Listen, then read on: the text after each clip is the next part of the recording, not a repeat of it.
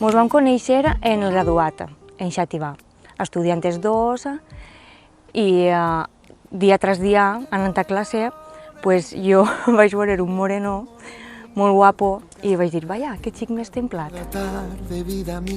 I jo estava en classe i el primer dia que la vaig veure entrar vaig dir, uf, així el cos ja ha notat alguna cosa.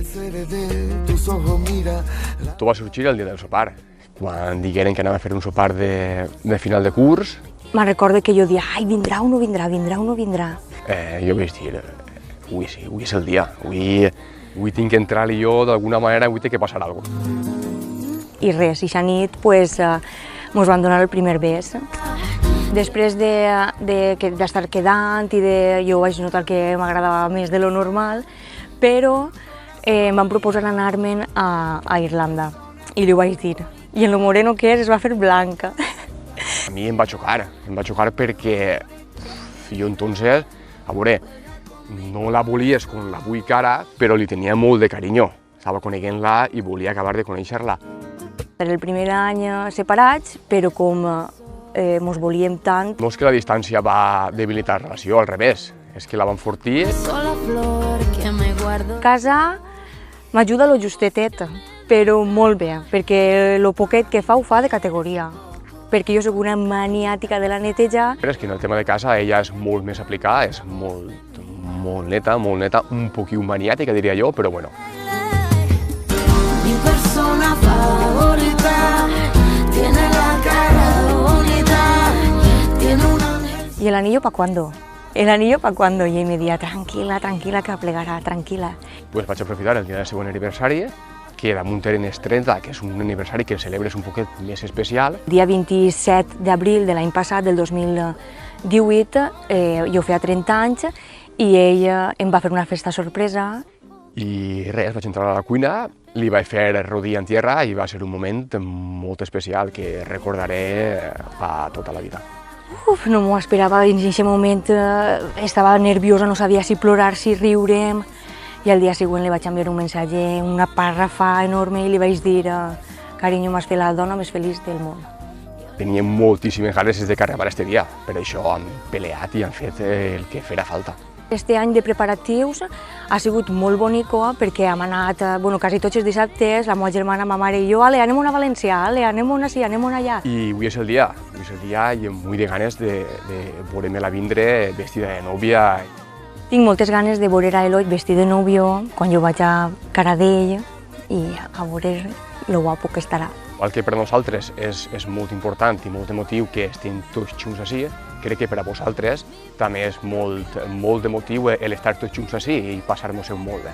I res, carinyo, que saps massa bé que eres la bona de la meva vida, que vull passar el rest de la meva vida junt a tu.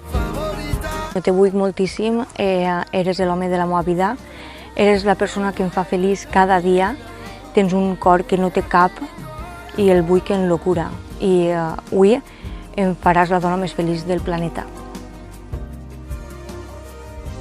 Ara és hora ja de sopar, beure, riure-mos, plorar, expressar els sentiments, però sobretot anem a passar-nos-ho molt bé. I ara, tots en peu, servilletes en mà...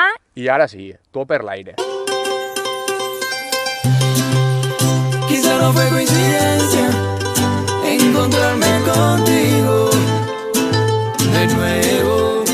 Yo quisiera, solo por esta vez, robarte con una mirada, un beso que te llegue al alma y que el mundo supiera lo que hay entre tú y yo. Me está matando este silencio, por favor. Y es que te sigo pensando, cada vez imaginando cuando la pasas conmigo. Sé que tú sientes hoy lo mismo. Y es que te sigo extrañando, yo no sé cómo ni cuándo. Me he vuelto loco por ti. Dime qué le hago si este corazoncito te ha elegido a ti. Te sigo pensando, siempre imaginando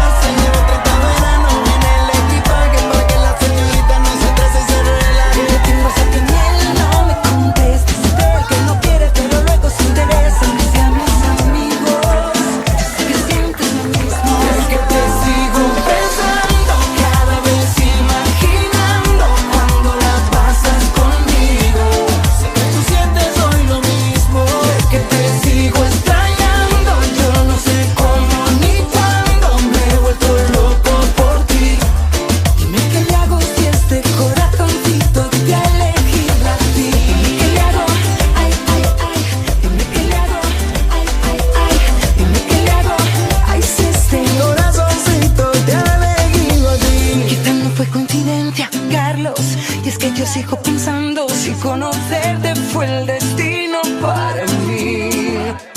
No me digas cómo fue ni tampoco para qué. Lo que importa ahora es que tú estás tan sola. Ahora sácate ese clavo, dile que tú estás conmigo, que yo soy tu esclavo y que no soy tu amigo. Te sigo extrañando, yo no sé cómo ni cuándo. Me he vuelto loco por ti. Dime qué le hago si este corazoncito te ha